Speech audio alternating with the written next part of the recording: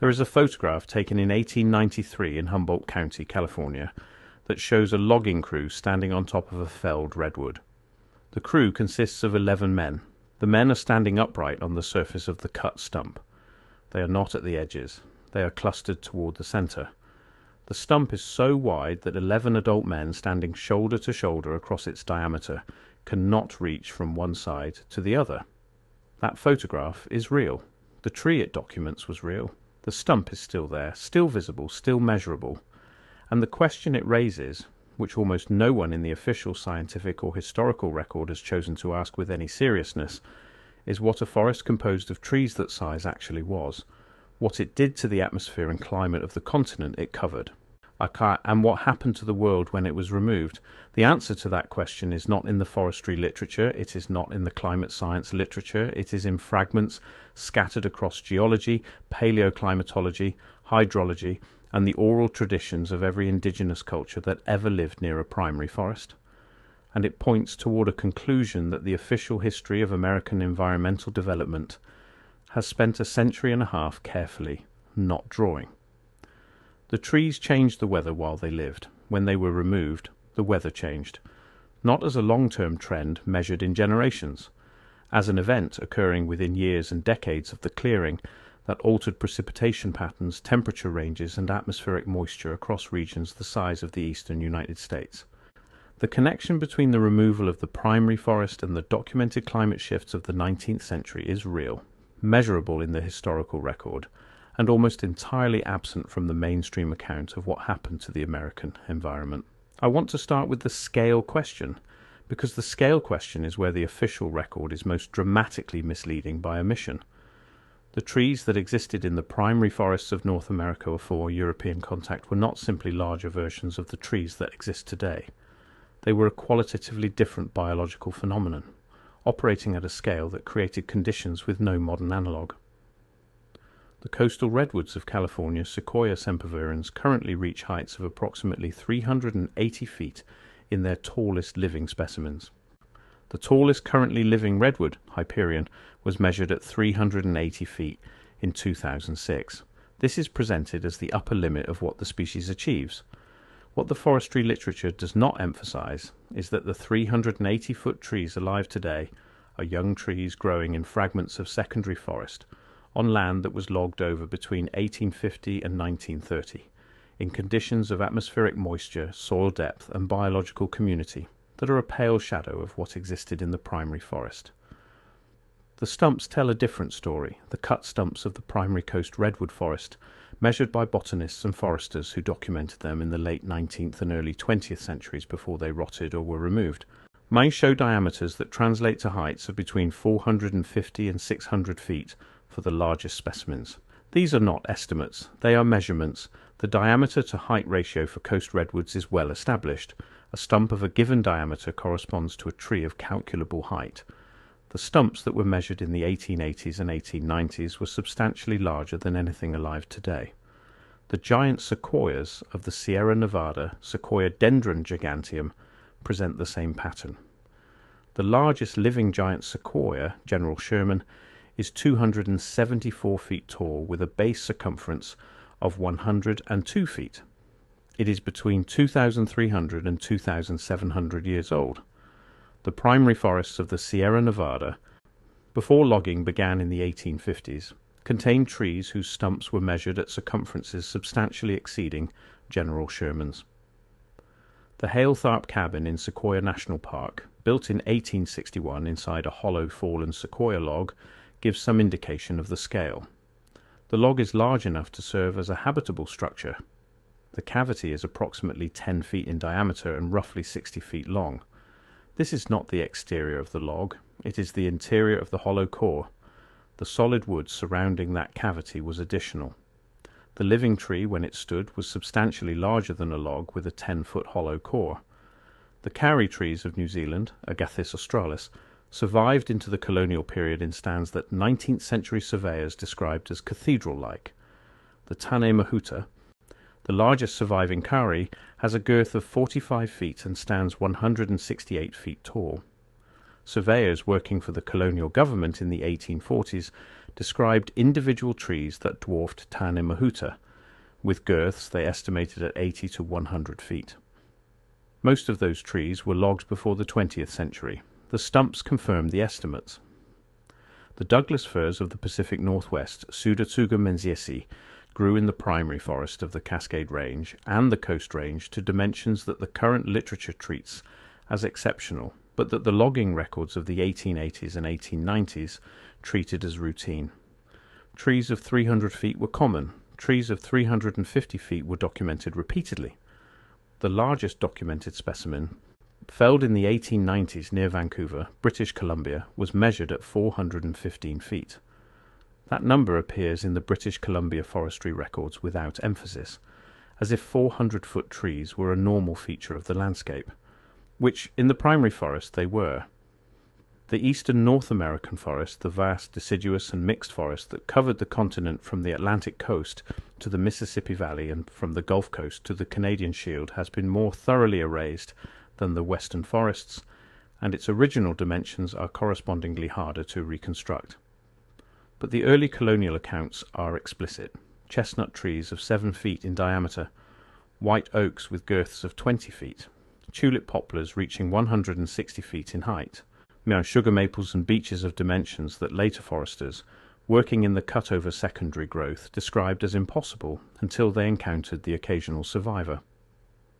The American chestnut, Castanea dentata, before the blight that eliminated nearly all mature specimens between 1900 and 1940, reached heights of over 100 feet and diameters of 10 to 12 feet. It was one of the dominant species of the eastern deciduous forest. It is now functionally absent from that forest. The blight that killed it was introduced from Asia around 1904 through the importation of ornamental Asian chestnuts to New York. The official account treats the chestnut blight as a biological tragedy. What it was also, though the official account does not say this, was the final act in the destruction of the eastern primary forest, occurring after the logging had done the fundamental work, when the only large trees left were the ones that had survived the axes and the fires. The question of what a forest of trees at this scale was doing to the atmosphere and climate of the continent is not a speculative one. The mechanisms are understood, the measurements exist, the historical record of climate change following forest removal is documented. What has not been assembled in any mainstream scientific or historical account is the complete picture of how the primary forest functioned as a climate system and what the consequences of its removal actually were. Begin with transpiration, because transpiration is where the mechanism is clearest. Trees release water vapor into the atmosphere through their leaves in a process called transpiration. A single large tree in a temperate forest transpires between 100 and 500 liters of water per day during the growing season, depending on species size and conditions. A mature coast redwood, at the upper range of its size, transpires several thousand liters per day. This is not a small number. Multiply it across a forest of millions of trees per square mile, and you have a water cycle operating at a scale that the modern landscape, cleared of its primary forest, does not have. The water vapor released by transpiration forms clouds. Clouds produce rain. A sufficiently dense forest maintains its own rainfall through a feedback loop in which the trees generate the atmospheric moisture that produces the precipitation that feeds the trees. This mechanism, called the biotic pump, was formally described in peer-reviewed scientific literature in 2007 by two Russian scientists, Anastasia Makarieva and Viktor Gorshkov. The mechanism was not discovered in 2007. It was formally modeled and published in 2007. Indigenous peoples across every continent that had primary forests described it empirically for thousands of years before a Russian physicist wrote the equations. The biotic pump operates because forests over land create low-pressure atmospheric systems that draw moist air in from the oceans. The larger and denser the forest, the more powerful the pump, the further inland precipitation is drawn. The primary forests of eastern North America were drawing Atlantic moisture deep into the continental interior, hundreds of miles inland, sustaining rainfall in the Ohio Valley and the upper Mississippi watershed that had nothing to do with proximity to any ocean. The primary forests of the Pacific Northwest were drawing Pacific moisture across the Cascade Range and into the Intermountain West. maintaining moisture gradients in what is now arid country because the forest that sustained those gradients is gone. This is not a theoretical mechanism with uncertain real-world effects. It has been observed directly in the Amazon basin, where the primary forest generates roughly half the rainfall of the interior through transpiration. Studies of deforested areas in the Amazon show precipitation reductions of 20 to 30% within decades of clearing. The Amazon is the only primary forest of sufficient size and density remaining on Earth to allow the mechanism to be studied in real time. But the Amazon is not the only place the mechanism operated. It operated everywhere there was sufficient primary forest, including North America. When those forests were removed, the pump stopped. The moisture stopped following. The historical precipitation records for the American Midwest and Great Plains document this transition with a clarity that the conventional climate history of the region does not adequately emphasize. Rainfall in the interior of North America was measurably higher in the early colonial period than it became by the late 19th century.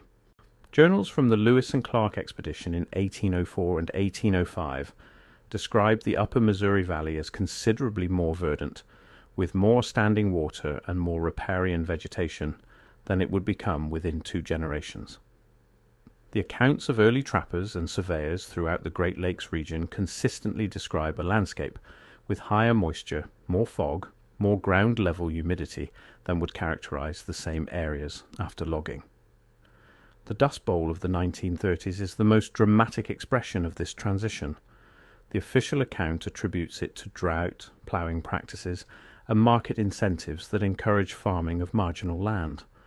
All of those factors contributed, but the underlying shift in the moisture regime of the interior of the continent, the shift that made the Dust Bowl possible, was driven by something that had been happening for 2.5 centuries before the first plough turned the first square of Great Plains sod.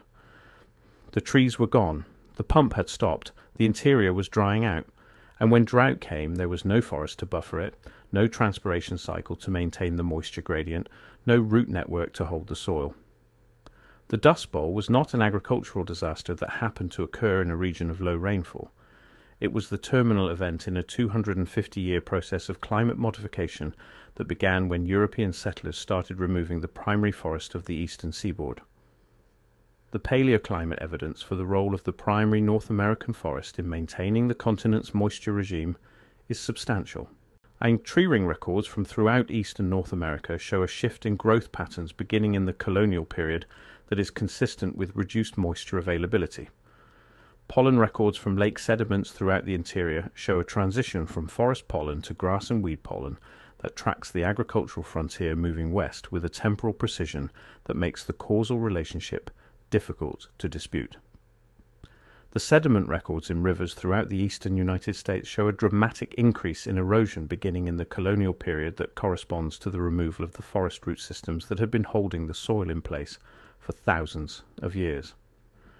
None of these lines of evidence are obscure. They are in the mainstream scientific literature, and what they are not is assembled into a coherent account of what actually happened to the North American climate during the colonial and industrial periods, because assembling that account would require acknowledging that the economic development of the continent was accomplished by the destruction of one of the most complex and powerful climate systems in the history of the Earth.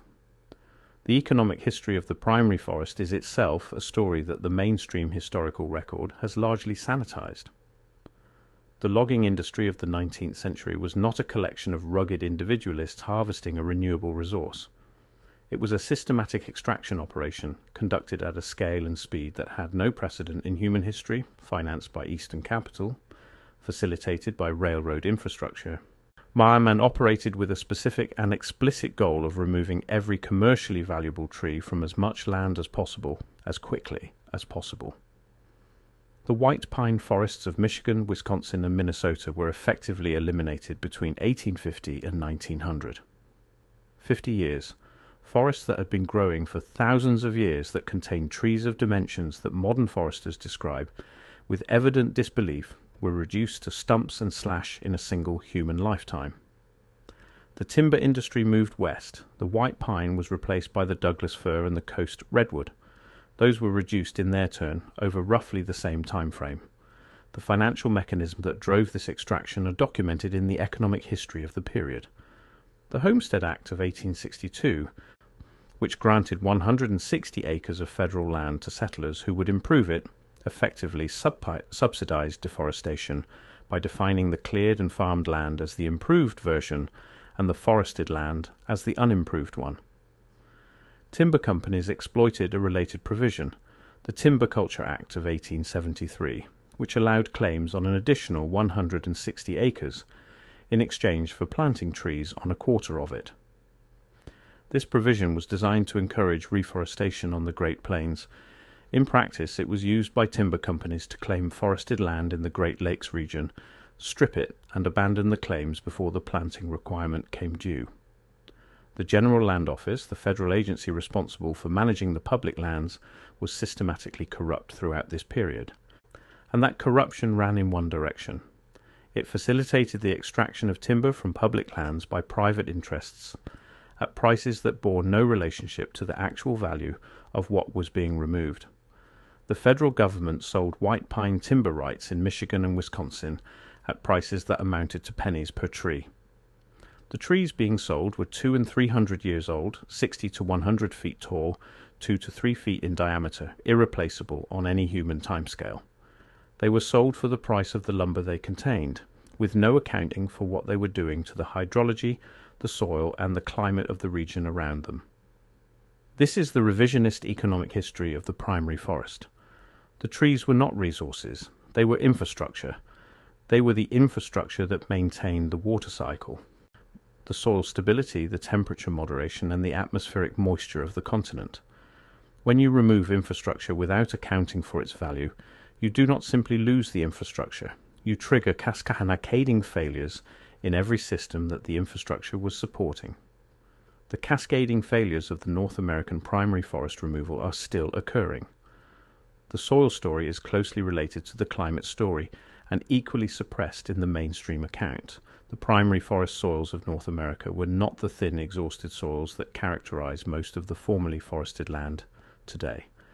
They were deep, biologically complex systems developed over thousands of years of forest growth and decay. The organic layer alone, in an old growth forest, is several feet deep. Beneath it, the mineral soil is permeated by fungal networks, root channels, and biological communities of a complexity that modern soil science is only beginning to map. When the forest was removed, the soil began to degrade immediately. The organic layer dried out and oxidized, releasing carbon dioxide into the atmosphere in quantities that were significant, even by modern standards. The root channels collapsed, the fungal networks died, the biological communities that had been maintaining the soil structure and fertility dispersed or went extinct. The rains that the trees had been producing washed across the exposed mineral soil and carried it into rivers and lakes. The rivers ran brown with silt for decades after clearing. The Great Lakes sediment record shows it. The Mississippi Delta shows it. The Chesapeake Bay, which was one of the most productive fisheries in the world in the early colonial period, shows it in the oyster reef records that document the smothering of the reef systems by silt from the cleared agricultural land of the watershed. The river and estuary records amplify the soil story. The Chesapeake Bay in the early colonial period was one of the most productive aquatic systems in the world.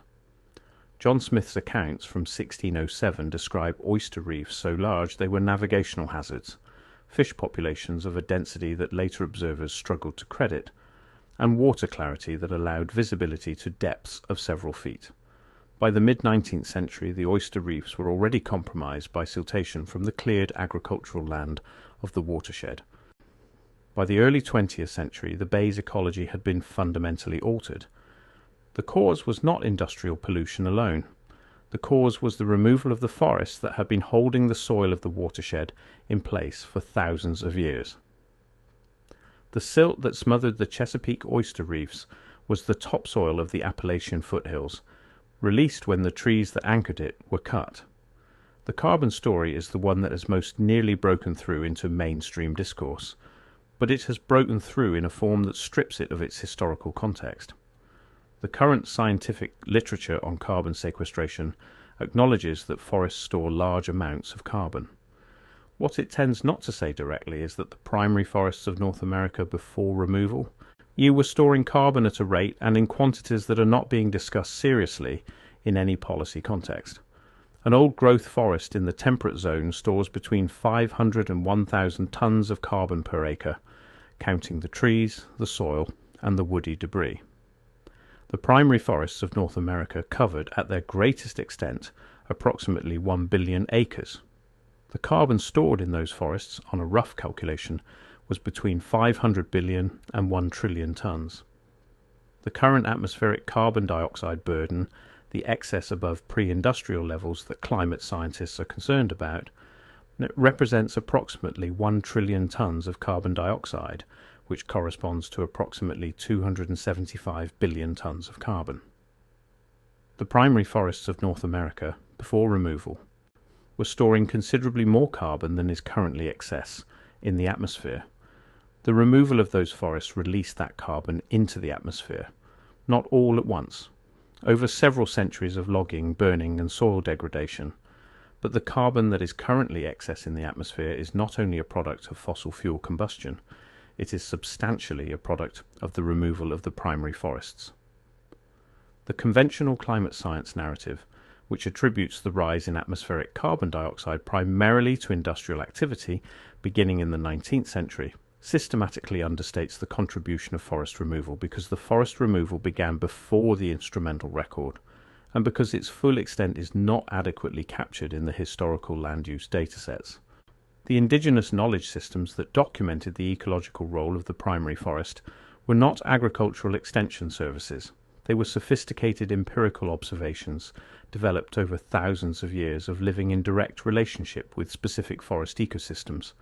Every major indigenous culture in the forested regions of North America had detailed knowledge of the relationship between the forest and the weather. The Haudenosaunee, the Anishinaabe, the Cherokee, the Coast Salish, the Tlingit, and dozens of other cultures had words, practices, and institutional structures specifically organized around maintaining the forest as climate infrastructure, because they understood from long observation what would happen if it was removed. What they understood is now being rediscovered by atmospheric scientists and hydrologists using instruments and models that the indigenous cultures did not have. The knowledge was never lost from the people who held it. It was dismissed by the people who had power over the land, applied the wrong analytical framework, and removed the forest before the consequences could be adequately documented. The consequences have been accumulating ever since. The Tongass National Forest in southeastern Alaska is the largest national forest in the United States, and one of the largest intact temperate rainforests remaining on Earth. It is also the most heavily subsidized logging operation in the history of the federal forest management system. Between 1950 and 2002, the federal government spent approximately $1 billion subsidizing timber extraction from the Tongass, recovering approximately $40 million in timber revenues. The net subsidy to the timber industry for the removal of irreplaceable old-growth rainforest was approximately $960 million over 50 years. This subsidy was not an accident of poor accounting. It was a choice made by successive administrations and Congresses to continue paying private interest to remove climate infrastructure at a rate that exceeded any plausible economic justification. The Tongass case is the most extensively documented example of the pattern, but it is not an isolated one. The federal forest management system across its history has consistently priced timber below the cost of extraction, let alone below the cost of replacing the climate, hydrological, and carbon storage services that the removed trees were providing. The economic analysis of primary forest destruction, if it were conducted honestly and completely, would show that every board foot of old-growth timber ever sold from public lands in the United States was sold at a loss, because the value of the services being destroyed exceeded the value of the timber by factors that no honest accounting system could obscure. The reason that accounting system has not been applied is the same reason that the connection between forest removal and climate change has not been assembled into a coherent mainstream narrative. The people who benefited from not applying it had more institutional power than the people who would have benefited from applying it. The timber industry, the railroads that depended on it, the banks that financed it, and the politicians who represented the regions where it operated, were able to define the terms of the discussion about the primary forest for the better part of a century. They defined the trees as resources to be extracted rather than infrastructure to be maintained, and that definitional choice was the most consequential economic decision in the history of the American environment. There are still places where you can stand in what remains of the primary forest and understand, physically and viscerally, what the continent was. The northern coast redwood parks, the Hoh rainforest in Olympic National Park, the old-growth Douglas fir stands in the Mount Rainier and North Cascades areas, the Cathedral Grove on Vancouver Island. In these places, the atmospheric moisture is palpable. The temperature is measurably different from the surrounding cleared land. The sound is different. The light is different. The soil under your feet has a depth and a springiness that cleared agricultural land never achieves. What you are experiencing in those places is a fragment of the climate system that covered the continent, a remnant of the biotic pump that maintained the moisture of the interior, a surviving piece of the carbon storage system that was balancing the atmospheric chemistry of the hemisphere. And when you leave those places and drive through the cleared land that surrounds them, you are experiencing the climate that replaced it. Drier, hotter in summer, colder in winter, less buffered, more extreme. A climate that the primary forest was moderating for thousands of years before the axes arrived. The trees are not coming back, not at primary forest scale, not within any time frame that is meaningful for human civilization. The soils that supported them are degraded, the fungal networks are gone, the seed trees are gone. The biological communities that maintained the forest ecosystem are dispersed or extinct. You cannot plant a primary forest. You can plant trees, and over centuries they will develop towards something that resembles a forest. But the old-growth stands that were removed in the 19th century were between 1,000 and 3,000 years old. They had been growing since the early medieval period, since the Roman Empire, since before the birth of the religions that currently dominate the Western world. The weather they made while they stood is gone. The carbon they stored while they stood is in the atmosphere. The moisture gradient they maintained across the continent is gone. The water table levels they sustained with their roots are gone. The soil they built over centuries of growth and decay is eroded into the rivers and lakes and ultimately the ocean. What is left is the documentary record, the stumps, the photographs, the indigenous oral traditions, the colonial accounts, the sediment cores from the lakes and rivers that recorded the transition in their annual deposits, preserving the story of what happened in layers of silt and pollen that can be read by anyone who knows how to look. The official history of the American environment begins with the landscape as the colonists found it and treats what came before as natural background. The trees are not background. They were the active, functioning climate infrastructure of the continent. Their removal was the largest single modification of the Earth's climate systems in human history, preceding the industrial carbon emissions that currently dominate the climate discussion by a century and a half, and exceeding them in the immediacy of their regional effects. The archives hold the stumps, the sediment cores hold the memory, the remnant forests hold the experience of what was lost. And somewhere in the gap between the official account of American development and the physical record of what that development actually did to the land, the weather, and the atmosphere, the truth of what the primary forest was and what its removal cost is waiting for an accounting that has not yet been rendered. The trees were so big they had their own weather. When they fell, the climate changed, not as a metaphor, as a measurement. The numbers are in the sediment cores, in the tree ring records, in the rainfall data, and in the oral traditions of every people who lived close enough to the primary forest to know what it was doing. The accounting has not been done because the people who would have to pay it are the same people who profited from the destruction. That has always been the reason. It is still the reason. And the climate the trees were maintaining, the weather they were making, the moisture they were pulling from the ocean and releasing into the interior is still not there.